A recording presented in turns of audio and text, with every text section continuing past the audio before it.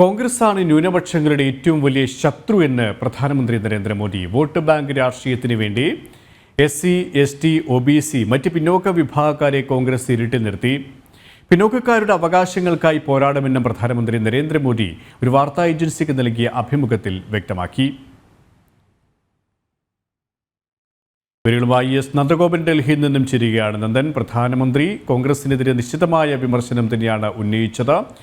ഒപ്പം മറ്റെന്തൊക്കെ കാര്യങ്ങളാണ് പ്രധാനമന്ത്രി വ്യക്തമാക്കിയത്? സുരേഷ്, ANI എന്നുള്ള വാർത്താ ഏജൻസിക്ക് നൽകിയ അഭിമുഖത്തിലാണ് കോൺഗ്രസിനെയും കോൺഗ്രസിൻ്റെ നയങ്ങളെയും പ്രധാനമന്ത്രി നരേന്ദ്രമോദി രൂക്ഷമായി വിമർശിക്കുന്നത്. ഇതിൽ ഏറ്റവും പ്രധാനപ്പെട്ട കാര്യം പ്രധാനമന്ത്രി സൂചിപ്പിച്ചത് ന്യൂനപക്ഷങ്ങളുടെ ഏറ്റവും വലിയ ശത്രു കോൺഗ്രസ് ആണെന്നാണ്. അതായത് തെരഞ്ഞെടുപ്പ് അടുക്കുമ്പോൾ വോട്ട് ബാങ്ക് രാഷ്ട്രീയത്തിനായി ഭാരതത്തിലെ ന്യൂനപക്ഷങ്ങളെ കോൺഗ്രസ് ഉപയോഗപ്പെടുത്തുകയാണ് എന്നുള്ള വിമർശനമാണ് പ്രധാനമന്ത്രി പ്രധാനമായും ഉയർത്തുന്നത്. മാത്രമല്ല, ഇതിനെല്ലാം ഉപരി കോൺഗ്രസിൻ്റെ നയങ്ങളെ പ്രധാനമന്ത്രി ഇവിടെ ചോദ്യം ചെയ്യുന്നു എന്നുള്ളതാണ് ഏറെ പ്രത്യേകത. പ്രത്യേകിച്ച് കോൺഗ്രസിൻ്റെ പ്രകടന പത്രിക സംബന്ധിച്ചിട്ടുള്ള കാര്യങ്ങൾ നേരത്തെ തന്നെ പ്രധാനമന്ത്രി വ്യക്തമാക്കിയതാണ്. ഒരിക്കൽ കൂടി അദ്ദേഹം ആവർത്തിക്കുകയാണ്. അതായത് കോൺഗ്രസിൻ്റെ തെരഞ്ഞെടുപ്പ് പത്രിക എന്നുള്ളത് അത് മുസ്ലിം ലീഗിൻ്റെ ആണ് എന്നുള്ള കാര്യമാണ്. അതായത് ഈ 2024 തെരഞ്ഞെടുപ്പിൽ ഇപ്പോൾ ഏറ്റവും കൂടുതൽ പ്രധാനപ്പെട്ട ചർച്ചാ വിഷയമായത് സംവരണം സംബന്ധിച്ചാണ്.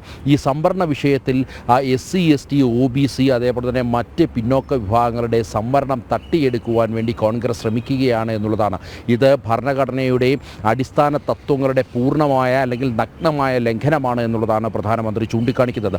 മാത്രമല്ല, ഒരു വിഭാഗത്തെ പൂർണ്ണമായും ഇരുട്ടിൽ നിർത്തുന്ന പ്രവൃത്തിയാണ് കോൺഗ്രസിൻ്റെ ഭാഗത്തു നിന്നും ഉണ്ടാകുന്നത്. ഈ സംവരണ വിഷയത്തിൽ തന്നെ കോൺഗ്രസിൻ്റെ പല നേതാക്കളും പല രീതിയിലുള്ള പ്രസ്താവനകൾ നടത്തിയിട്ടുണ്ട്. ഈ ഇതെല്ലാം തന്നെ മനസ്സിലാക്കേണ്ടത് ഈ SC, ST, OBC പിന്നോക്ക വിഭാഗങ്ങളുടെ സംവരണം പൂർണ്ണമായും തട്ടിയെടുത്ത് ഒരു വിഭാഗങ്ങൾക്ക് നൽകുവാൻ വേണ്ടി കോൺഗ്രസ് ശ്രമിക്കുന്നു എന്നുള്ളതാണ്. എന്നാൽ പ്രധാനമന്ത്രി പറയുന്നത് അത് ഒരു കാരണവശാലും അനുവദിക്കില്ല. ഇവിടുത്തെ SC, ST, OBC പിന്നോക്ക വിഭാഗങ്ങൾ അവരുടെ വരും തലമുറയോട് ചെയ്യുന്ന ഏറ്റവും വലിയ ദോഷകരമായ പ്രവൃത്തിയാകും അത്. അതിനാൽ തന്നെ ഈ പിന്നോക്ക വിഭാഗങ്ങൾക്ക് വേണ്ടി പോരാടുക തന്നെ ചെയ്യും. അതിനുവേണ്ടി യുദ്ധം ചെയ്യേണ്ടി വന്നാൽ യുദ്ധം ചെയ്യുക തന്നെ ചെയ്യുമെന്നാണ് പ്രധാനമന്ത്രി സൂചിപ്പിക്കുന്നത്. മറ്റൊരു പ്രധാനപ്പെട്ട വിഷയം പ്രധാനമന്ത്രി ചൂണ്ടിക്കാട്ടിയത് ജമ്മു കാശ്മീരുമായി ബന്ധപ്പെട്ടാണ്. ആർട്ടിക്കിൾ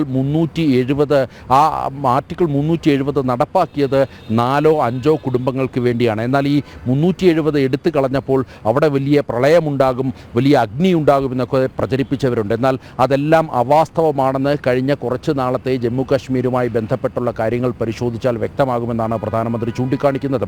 ഒരു സന്ദർഭത്തിൽ അവിടുത്തെ ജനങ്ങളുടെ നിലനിൽപ്പിന് വേണ്ടി അവിടെ ഇൻ്റർനെറ്റൊക്കെ വിച്ഛേദിക്കേണ്ട അവസ്ഥയുണ്ടായിരുന്നു. എന്നാൽ ഈ കഴിഞ്ഞ 5 വർഷക്കാലം പരിശോധിച്ചാൽ അവിടുത്തെ യുവജനങ്ങൾക്ക്, സാധാരണക്കാർക്ക് എല്ലാം ഇൻ്റർനെറ്റ് അടക്കം ഒരു തരത്തിലുള്ള ഇടവേളകളുമില്ലാതെ സർക്കാർ നൽകുന്നു എന്നുള്ളതാണ് യാഥാർത്ഥ്യം.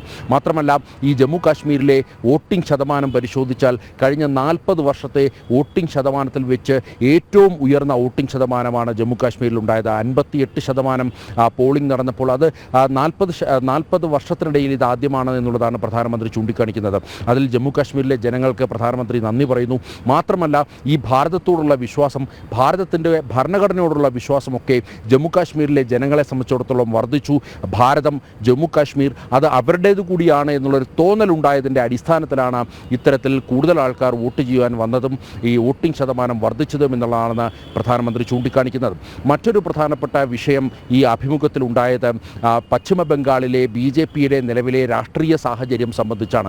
അതായത് നിലവിൽ പശ്ചിമ ബംഗാളിൽ TMCയുടെ അവസ്ഥ വളരെ പരിതാപകരമാണെന്നും അവിടെ BJPക്ക് വലിയ ശക്തിയായി ഉയർത്തെഴുന്നേൽക്കാൻ കഴിയുമെന്നുള്ള ആത്മവിശ്വാസമാണ് പ്രധാനമന്ത്രി പ്രകടിപ്പിച്ചത്. മാത്രമല്ല, 2024 വീണ്ടും അധികാരത്തിൽ വരുമെന്നുള്ള ശുഭാപ്തി വിശ്വാസം പ്രധാനമന്ത്രി ഇവിടെ ആവർത്തിക്കുന്നു എന്നുള്ളതാണ്.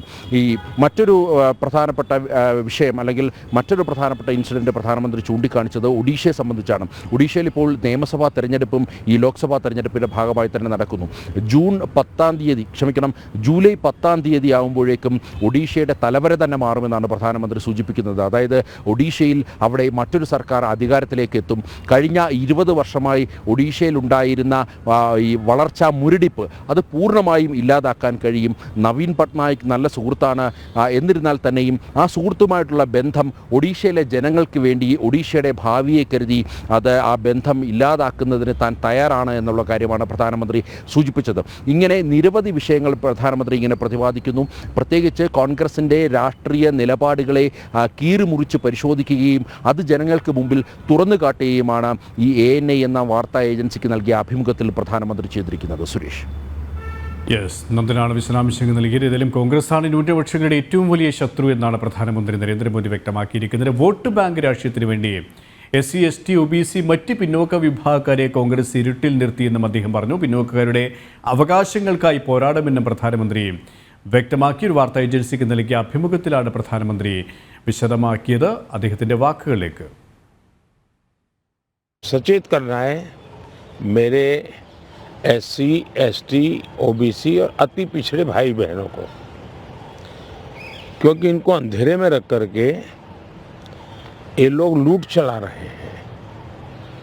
और चुनाव एक ऐसा समय है कि जो सबसे बड़ा संकट आ रहा है उससे देशवासियों को मुझे जागरूक करना चाहिए। और इसलिए मैं आग्रहपूर्वक जनता जनार्दन को समझा रहा हूँ, क्योंकि ये दो चीज़ें हो रही हैं। एक, भारत के संविधान की मूल भावना का हनन हो रहा है, संविधान की मर्यादाओं को तार तार कर दिया जा रहा है, और वो भी अपनी वोट बैंक की राजनीति के लिए।